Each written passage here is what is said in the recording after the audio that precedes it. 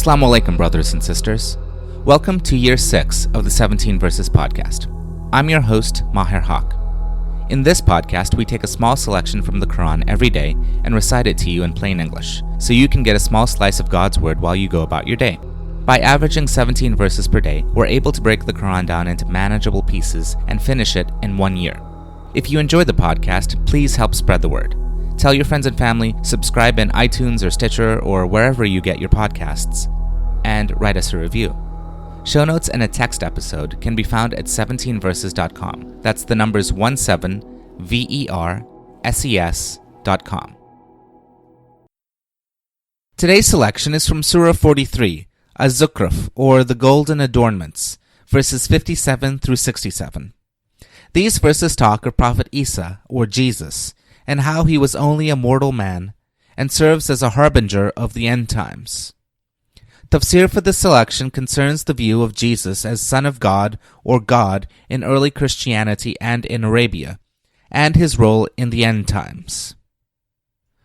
Bismillahir-Rahmanir-Rahim. In the name of Allah, most gracious, most merciful. When Mary's son Jesus is quoted as an example, your people raise a clamor at it and say, "Are our gods better, or is he?" They cite this to you to merely provoke you. They are but a quarrelsome people.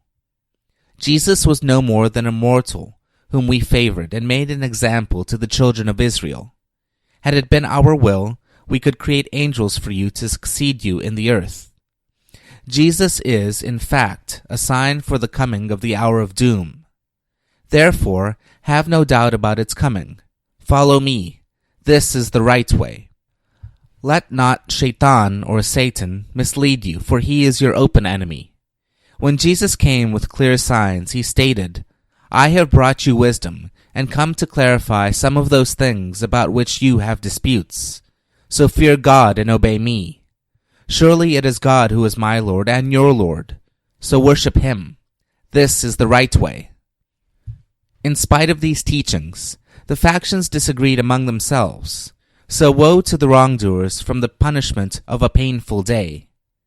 Are they waiting for the hour of doom, that it should come on them all of a sudden without warning? On that day, even friends will become enemies to one another, with the exception of the righteous people. Ameen.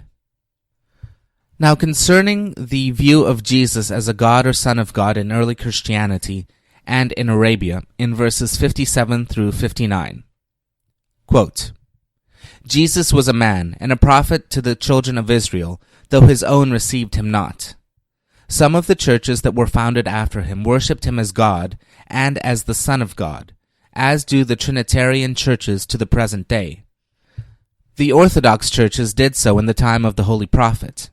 When the doctrine of unity was renewed and the false worship of others besides Allah was strictly prohibited, all false gods were condemned. The pagan Arabs looked upon Jesus as being in the same category as their false gods, and could not see why a foreign cult, or a foreign god as they viewed him, should be considered better than their own gods or idols.